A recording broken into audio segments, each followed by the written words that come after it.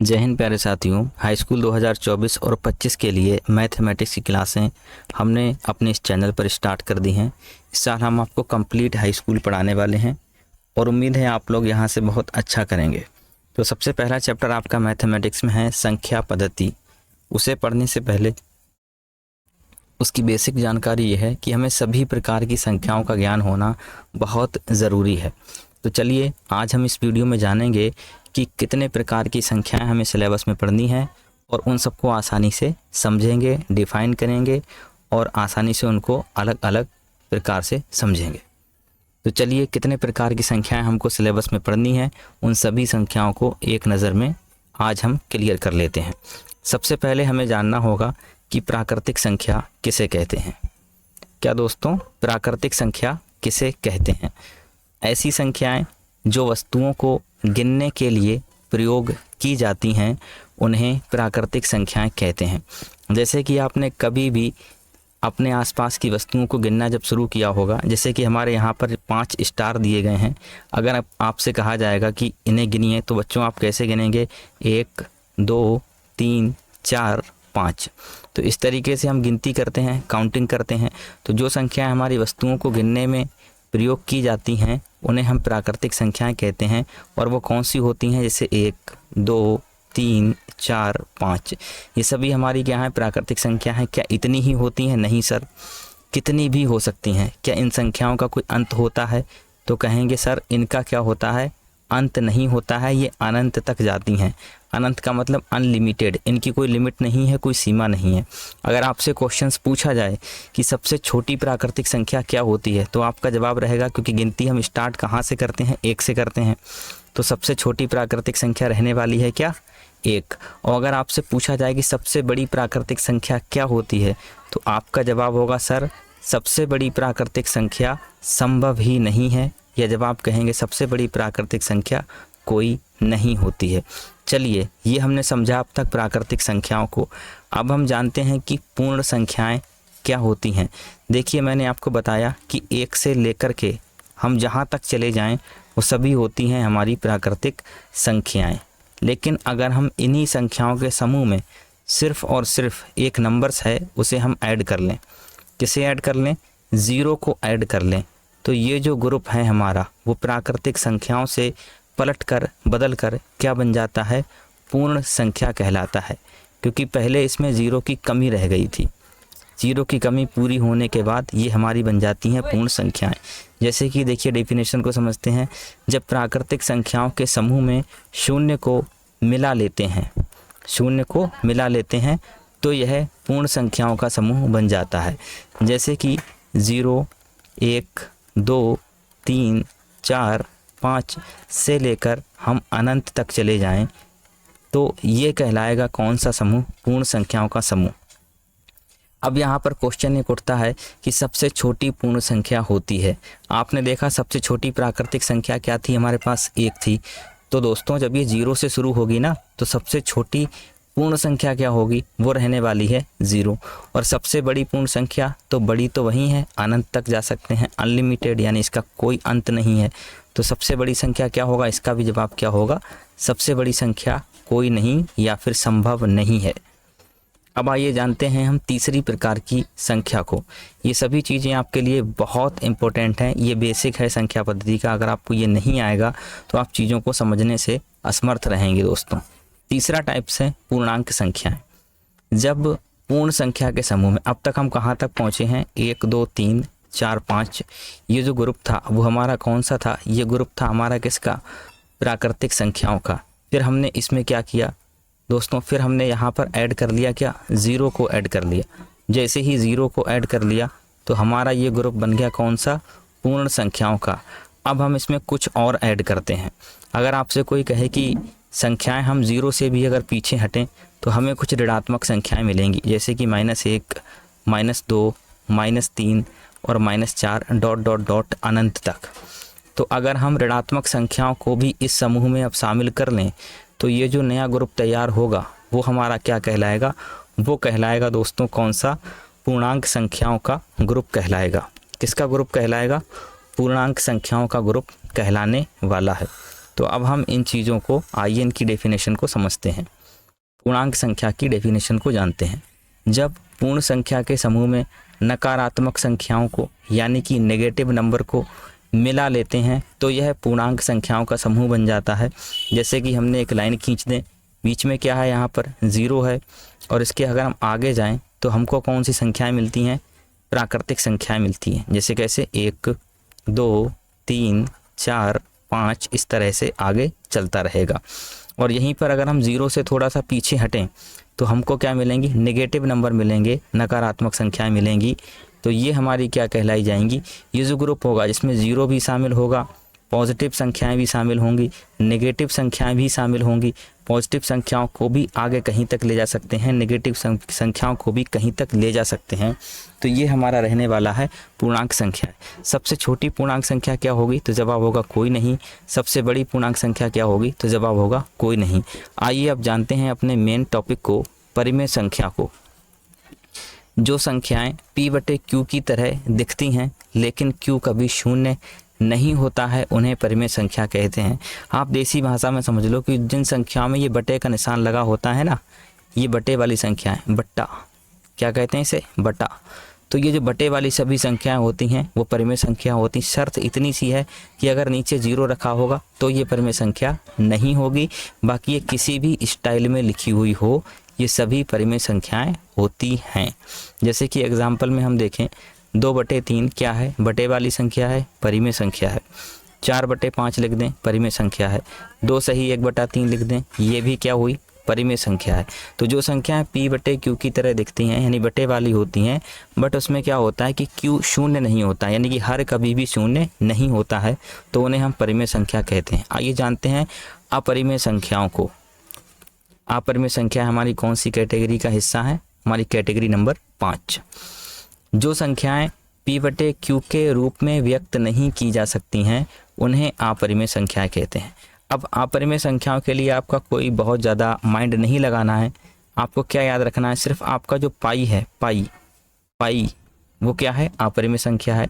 इसके अतिरिक्त रूट के अंतर जो संख्याएं जिनका वर्गमूल नहीं लिया जा सकता है, जैसे कि √3 होता है, √7 होता है, √5 होता है, या कह लूँ रूट का 11/2 कर दूँ, तो ये सब हमारा क्या रहने वाला है, अपरिमेय संख्याओं का हिस्सा रहने वाला है। ठीक है, वास्तविक संख्याओं को आइए समझते हैं। तो परिमेय और अपरिमेय संख्याओं के समूह को वास्तविक संख्याएं कहते हैं। यानी कि जितनी भी हमारी परिमेय संख्या थी, परिमेय संख्याएं हमारी कौन सी थी, जो भी बटे तरीके की थी या बिना बटे की भी होती हैं वो भी परिमेय हैं, क्योंकि उनके बटे में 1 लिख सकते हैं। तो सभी संख्याएं ऑलमोस्ट जो भी हमने ऊपर पढ़ी हैं, जितनी भी प्रकार की संख्याएं होती हैं, उन सभी को हम एक भाषा में कहते हैं कि ये सभी की सभी क्या हैं, वास्तविक संख्या हैं। अब आप कहेंगे सर 0 1 2 3 4 ये सब प्राकृतिक थी यहाँ से यहाँ तक, क्या ये वास्तविक हैं? यस, ये वास्तविक हैं। 0 क्या वास्तविक है? बिल्कुल वास्तविक है।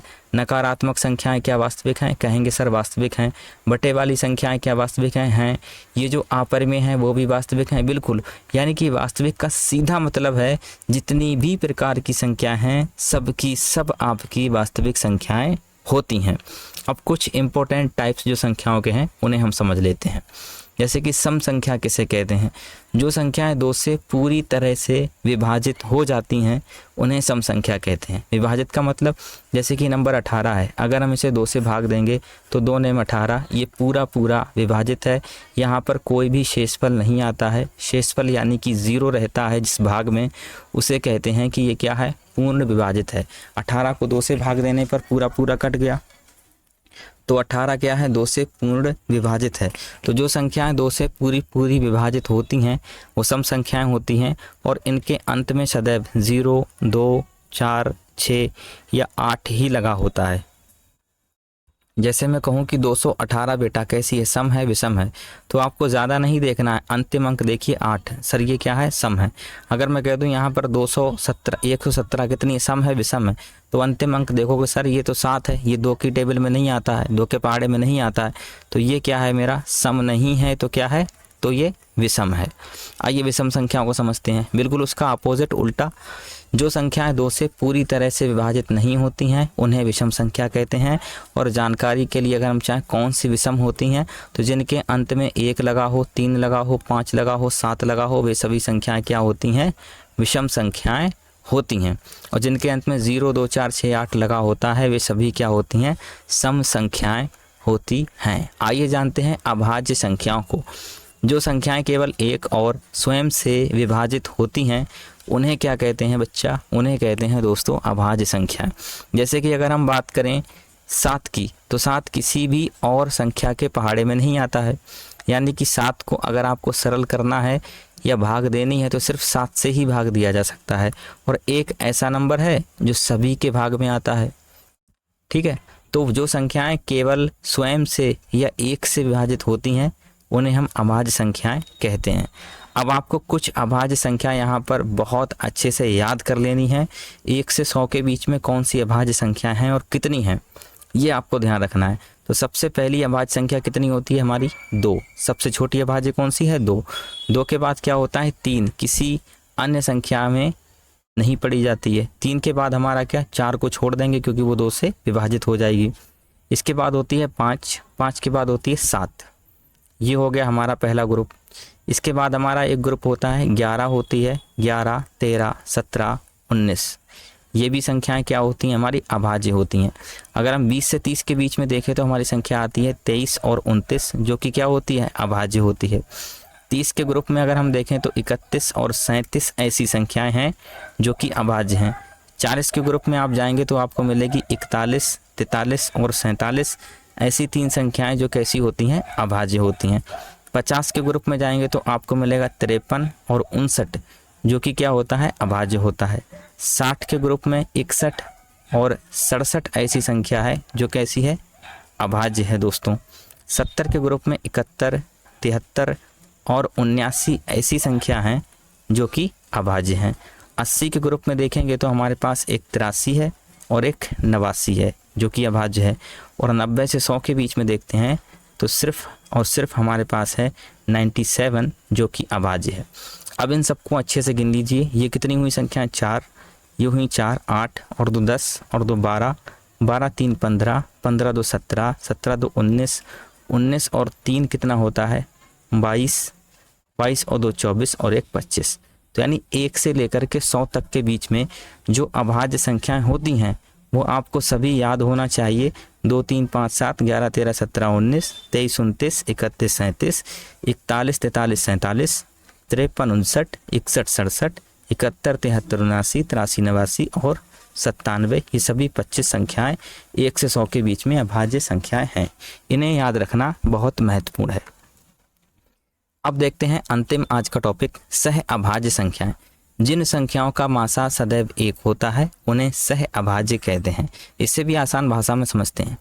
एक तरफ हमने एक संख्या लिखी है 3 और एक तरफ हमने संख्या लिख दी है कितनी? यहाँ पर लिख दिया है कितना? 20।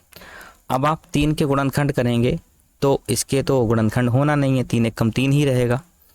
और अगर आप 20 के टुकड़े करेंगे, 20 के, जैसे कि इस तरीके से करते हैं हम, 2 से हमने काटा 2 1 कम 0 आ गया, फिर 2 से काटा 2 पंजे, 5 से काटा 5 1 कम 5। तो 3 को अगर हम भाग दें तो क्या होगा? 3 के टुकड़े करें 3 1 कम 3 आएंगे। और 20 के अगर हम टुकड़े करें तो आएगा 2 गुणा 2 गुणा 5। तो इन दोनों के गुणनखंड में आप नज़र डालिए, कोई भी एक भी ऐसा गुणनखंड नहीं है जो इन दोनों में कॉमन हो, यानी एक जैसा हो। तो ये संख्याएं क्या हुई? अभाज्य सह अभाज्य संख्या हुई। यानी ऐसी संख्याओं का जोड़ा इधर 25 है और इधर 18 है। कोई ऐसा पहाड़ा नहीं है जिससे हम 25 भी पढ़ लें और 18 भी पढ़ लें। तो ऐसा अगर संभावना होती है तो वो संख्याएं क्या होती हैं? सहअभाज्य। जैसे 25 के टुकड़े करें तो आएगा कितना? 5 पंजे 25। 18 के अगर अभाज्य गुणनखंड करें तो आएगा 2 3 6 3 18। इनमें से कोई भी गुणनखंड इनका मैच नहीं कर रहा है, और जिनका गुणनखंड मैच नहीं करता है उसका कहते हैं मासा 1 होता है, या कह लें गुणनखंड नहीं मिलेगा जिन संख्याओं का वो क्या कहलाएंगी, सहअभाज्य संख्याएं कहलाएंगी। तो दोस्तों ये था आज का बेसिक संख्याओं का प्रकार। अगर आपको वीडियो पसंद आई है तो लाइक करना बिल्कुल भी ना भूलिए, और इसी तरीके से हम आपके साथ बने रहेंगे। सिलेबस को स्टार्ट करने ही वाले हैं, तब तक के लिए बेसिक क्लासेस चल रही हैं, आप हमारे साथ बने रहें। अगर आपको लगता है कि आपका कुछ बेनिफिट हो सकता है तो चैनल को सब्सक्राइब भी करिए, अपने दोस्तों को बताइए। इस बार हम आपको हाई स्कूल यूपी बोर्ड 2024 और 25 के लिए कंप्लीट क्लासें यहाँ पर प्रोवाइड करवाने वाले हैं। तब तक के लिए चलते हैं, मिलते हैं अगली वीडियो में। धन्यवाद।